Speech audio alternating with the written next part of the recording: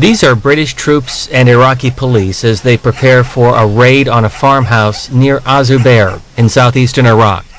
Freelance journalist David Axe was there in late August when he recorded these pictures for C-SPAN. He has also written a number of articles about Iraq for the Village Voice and the Washington Times. David Axe, where exactly was this and what happened on that particular day?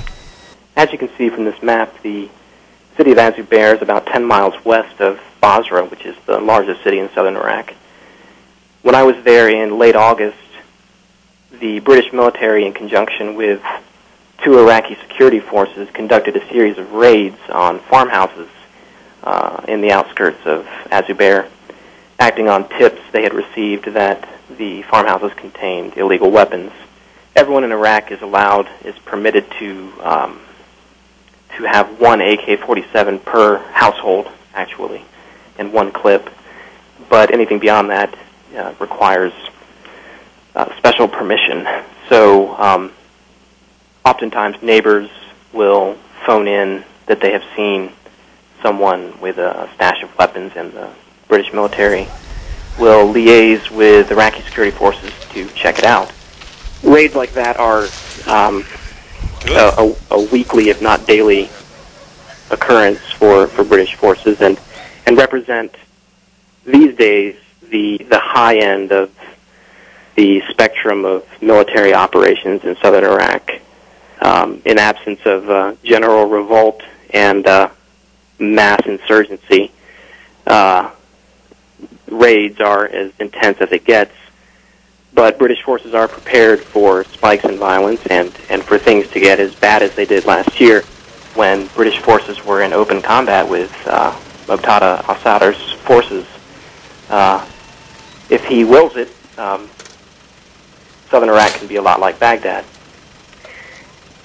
When I was there, al-Sadr had more to gain by playing along with the political process than he did to gain by open revolt. So right now, southern Iraq is relatively calm.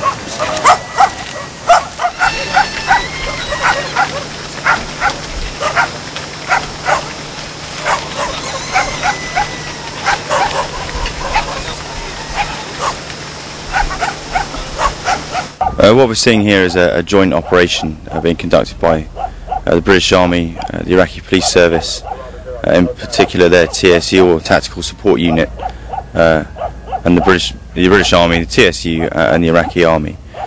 It's a search operation, a routine search to attempt to find any illegal weapons or any other items that the local population are not supposed to hold in their homes.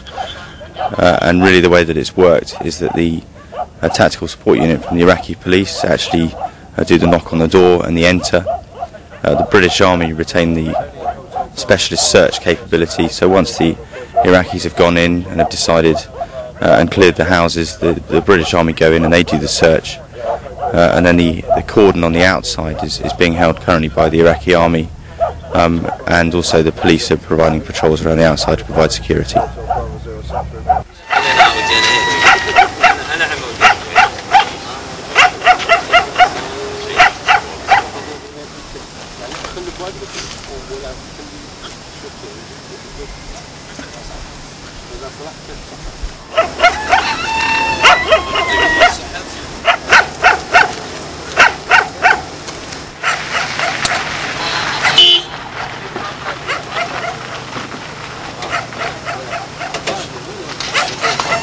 The Iraqi Tactical Support Unit, the TSU, is a paramilitary force, much like an American SWAT police team, that receive a higher level of training and equipment than your average police force in Iraq. So, by and large, they're capable of independent operations. You'll often see them performing raids on their own, and when British forces in Basra, for instance, undertake a complex operation, they'll often partner with the TSU for the actual hands-on part of the raid, the dealing with the targets, so to speak, while the Iraqi army or the regular Iraqi police will be involved in a more peripheral fashion, say maintaining security around the target area.